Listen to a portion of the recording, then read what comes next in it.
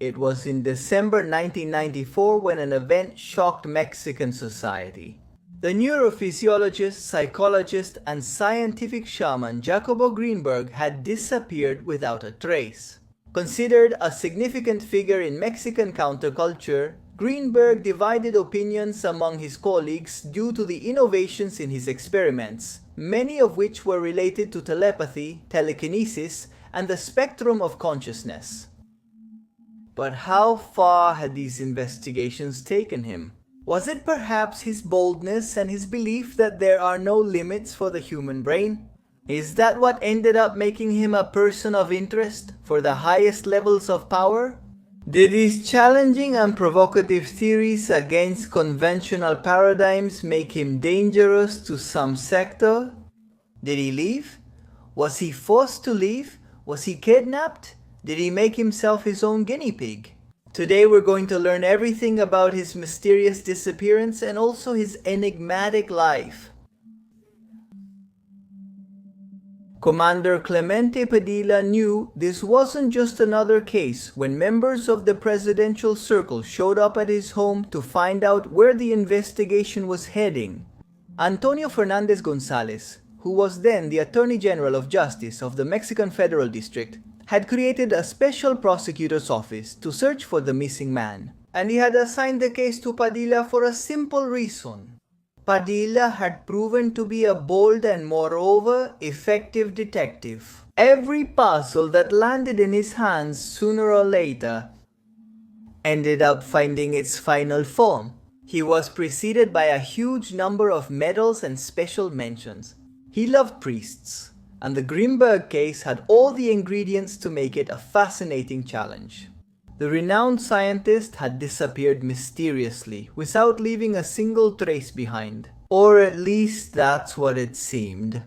But the important thing is that Padilla was a specialist in finding the clues that others overlooked. Little by little, he had started to form his own hypotheses about the matter, but instead of finding answers, he began to run into questions that grew as he went along. Knowing that this would require all his potential, Padilla got involved in the only way he knew how. In a short time, he read the nearly 50 books that Jacobo had published. Meanwhile, he watched and listened to all the man's interviews and lectures. He came to a simple conclusion. Jacobo himself was a labyrinth. His curiosity and restless spirit had taken him to completely unpredictable places, both for his family environment and for his work. Each person who knew him had a very different view of his life, so it was not surprising that each one also had a very particular view of his disappearance. Padilla followed several possibilities. He spent sleepless nights, filled ashtrays with crushed cigarettes, and didn't rule out any option. But when he was asked to present a verdict, Padilla was cautious. He asked for a few more days, saying he was about to find something big. And, in fact, unfortunately for him, that's exactly what happened. Suddenly, he came across an aspect of Jacobo that had been ignored by everyone. Without wasting any time, he made the necessary calls, looked for informants, and shed light on the case file. A light that exposed a web much darker than anyone had ever imagined. It was then that Padilla received a telegram. Without further explanation, they removed him from the case, then they kicked him out of the security force. Padilla knew that unintentionally he had touched too many sensitive nerves. He had gotten too close to the truth, to a very dangerous truth. Pierced by paranoia and following the instinct that years of experience had given him, he knew that his own life could be at risk.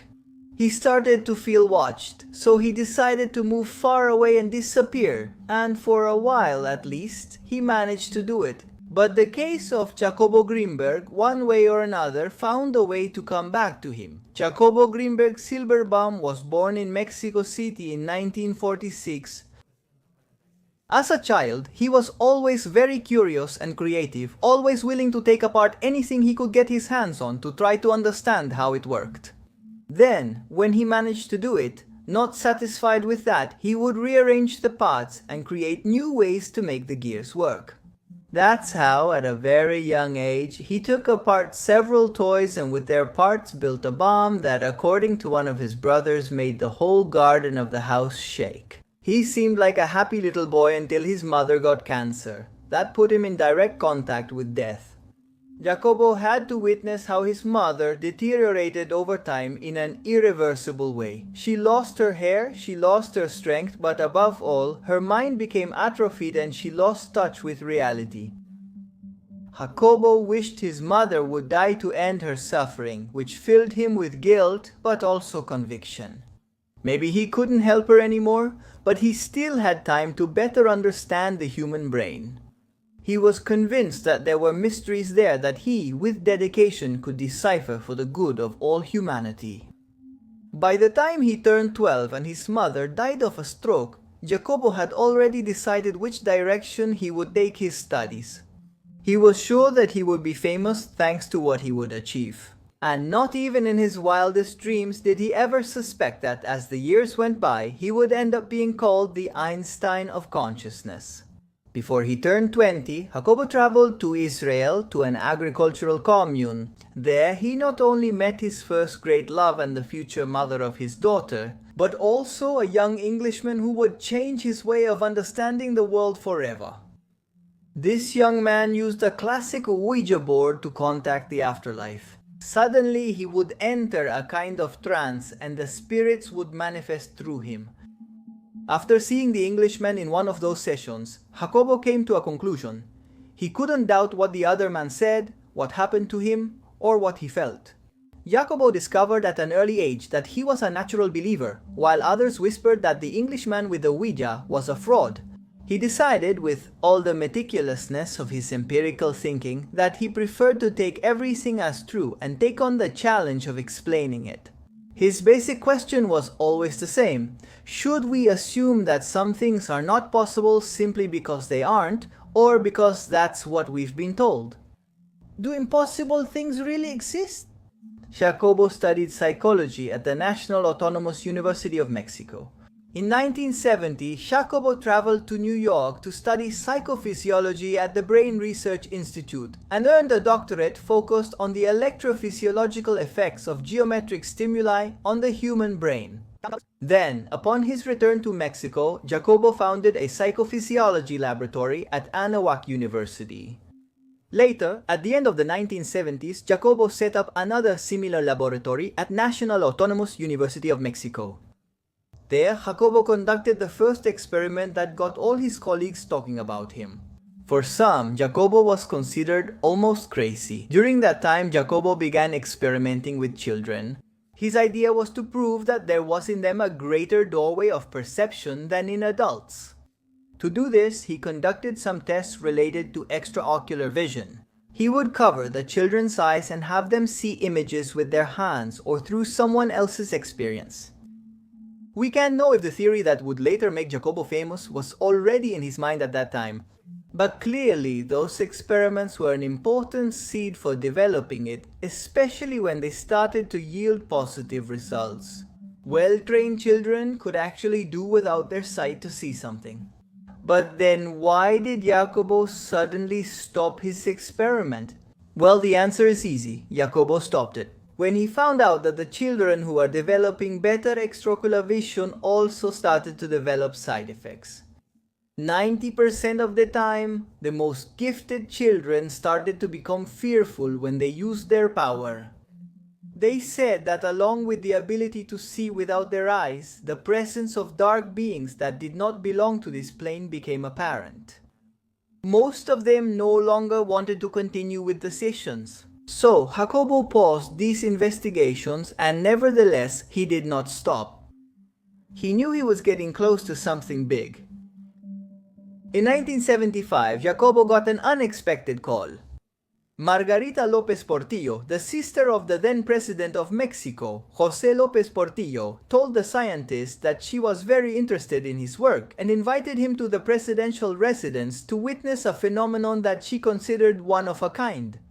Jacobo went to the place immediately, and just like what happened to him with the English Ouija in his youth, his way of understanding things was once again shaken. There in a presidential hall, Jacobo met Pachita, who performs psychic surgery. She claimed to have the ability to open up a sick person with her hunting knife and perform operations that at that time were considered impossible.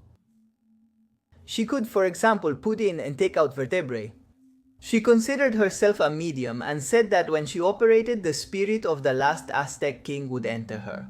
That's where her supernatural abilities came from. Jacobo was now truly at the doorstep of the theory that would make him visible to the entire professional community. Jacobo wrote a book, Pachita, analyzing the scientific basis of his experiences with the healer, followed her procedures for about a year. He came to the conclusion that Pachita's ability to heal was the result of two different realities: the presence of a neural field that surrounds our brains and the presence of a space-time network outside of it. Consciousness and the concept of reality, Jacobo concluded, occur outside of us when both fields coincide. Pachita, according to him, could shape reality as she wished because she operated naturally knowing about this particularity. Even though some scientists considered the way the matter was handled to be absurd, many others did not hesitate to affirm that Jacobo was being very clever and thorough in his approach. Rules of quantum physics only applied to human brains. His research was published in specialized journals, and he began to be invited to different seminars. After the experience, Pachita Jacobo became a shaman among scientists and a scientist among shamans. He began to oscillate between two worlds, between two ways of understanding the whole that surrounds us. By then, he was already making a name for himself among the psychonauts, and that's when he met another controversial figure, Castaneda, and things would not end well. Castaneda, a Peruvian-born anthropologist and writer who became a naturalized American, authored a series of books about his training in a particular type of traditional Mesoamerican Nahualism, which he refers to as a very ancient and forgotten form. Castaneda claimed to have become a Toltec Nahual shaman. When Castaneda and Jacobo met, they quickly formed a bond. Both could talk deeply about things that seemed abstract. For many, both Castaneda and Jacobo were part of the same movement, one that aimed to establish an alternative idea to that of the sciences, but without contradicting them.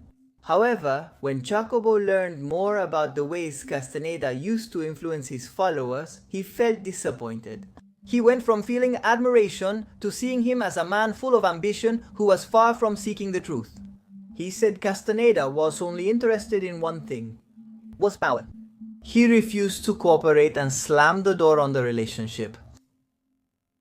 In 1987, Jacobo founded the National Institute for the Study of Consciousness, funded by National Autonomous University of Mexico and Consejo Nacional de Ciencia y Tecnología. By that time, he was already married to his second wife, Teresa, whom he had met at a conference, manager of Habria Inn. He had begun to make progress on his next experiment, one in which he wanted to see how it was possible to transmit the brain potential from one individual to another. Not only between individuals who were silent in the same room, but also between individuals who were in different parts of the planet. Basically, his studies were focused on demonstrating how it was possible to achieve genuine telepathy, based on the idea that consciousness was something that existed outside the brain. He managed to get support from many institutions, and even the most skeptical people showed interest in seeing how the whole thing would turn out. But then, with everything already underway, Jacobo had disappeared. Jacobo had told his acquaintances about his plan to go on a spiritual retreat to Tibet. When he stopped answering the phone, and on December 12, 1994, he didn't show up to a birthday party that had been organized in his honor. Everyone assumed that he had finally achieved his goals. Everyone except his daughter, who had a bad feeling.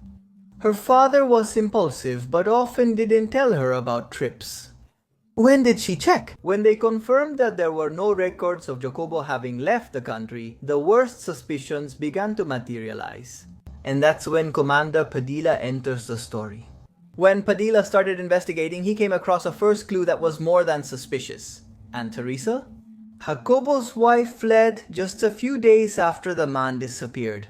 And based on family and friend testimonies, Padilla learned that Teresa was a person who claimed to have powers, who appeared to be full of spirituality and mysticism, at least until her darker side emerged.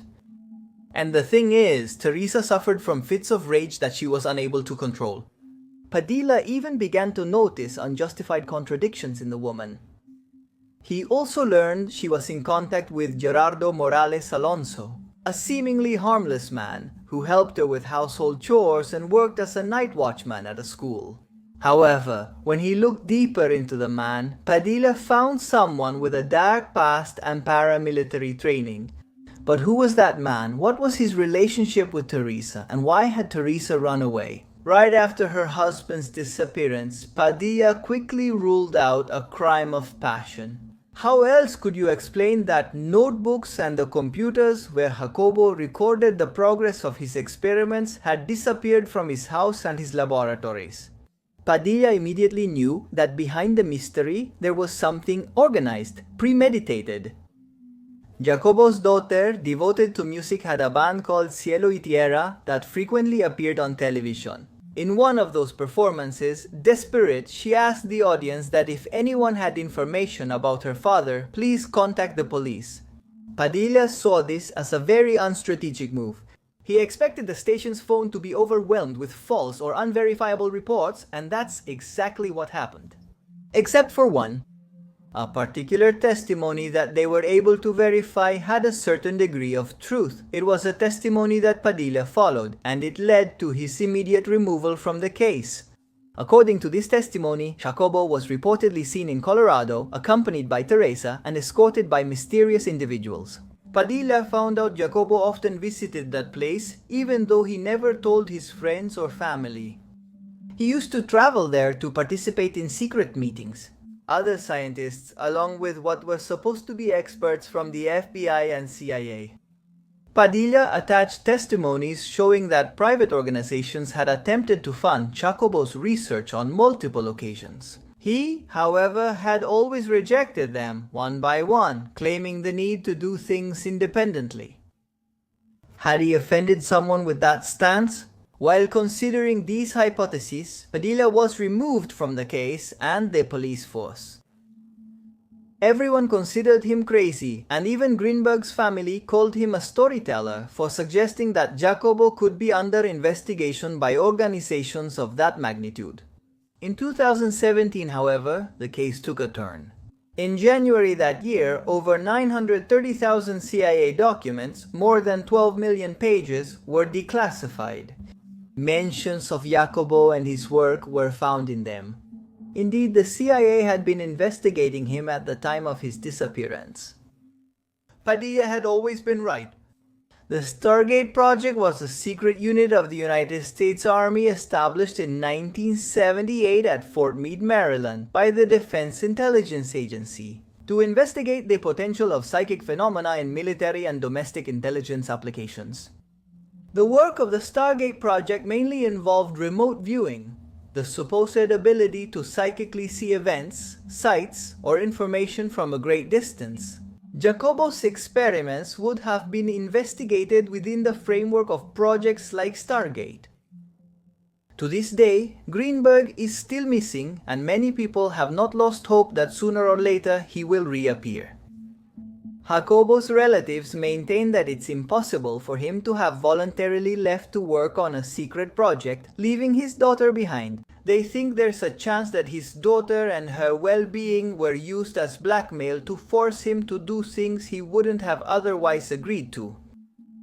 Given that Jacobo was ahead of his time, it's not strange to think that right now he might be behind. Experiments aimed at changing the course of the world as we know it, or our understanding of reality?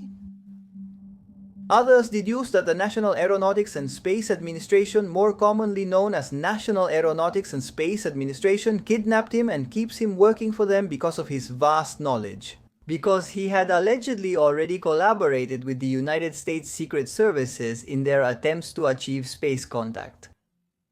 The most conspiratorial even claim that Jacobo was abducted by extraterrestrial beings or that he transcended to another dimension thanks to these mysterious beings. People he would have stayed in touch with for life. According to his diaries, the Castaneda Trail is not ruled out either. Could it be that the followers of this modern shaman took offense at the image Jacobo left of this character and decided to take revenge? In 2017, a journalist from Los Angeles said he had information from a reliable witness about Jacobo. In theory, the scientist would be locked up in a North American mental institution and would be forbidden from receiving visitors. The documentary The Secret of Dr. Greenberg by Ida Cuellar outlined the idea that Teresa was actually a CIA agent, whose plan had always been to catch Jacobo since his discoveries made him a potential public enemy. If that were the case, Jacobo would not be the first nor the last scientist intercepted by the CIA through an undercover agent embedded in his inner circle. The mystery remains unsolved. A man who worked hard to make us understand that nothing is impossible now leaves us with a series of questions about his final whereabouts. For now, we know that his ideas become more and more valuable as the years go by, and that his legacy is reviewed every day. We also know, thanks to interviews given in recent years, that Padilla continues to investigate this case from his hiding place. And Greenberg's remains the only unsolved case for this great investigator, at least for now.